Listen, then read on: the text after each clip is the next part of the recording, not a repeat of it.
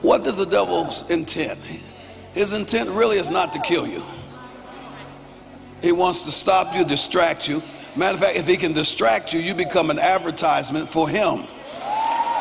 So he wants as many demons running around in church that he does in the world.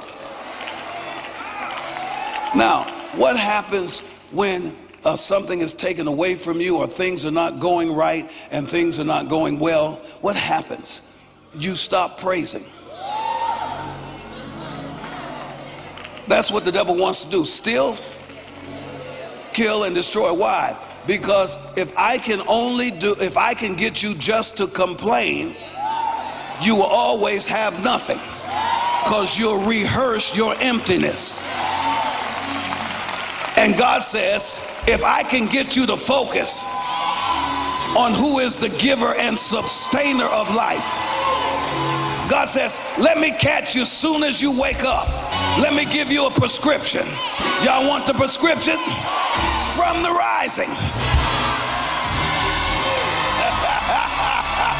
Somebody over here needs to hear this.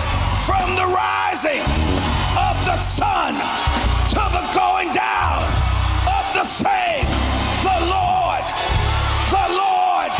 not Bishop Long, the Lord is to.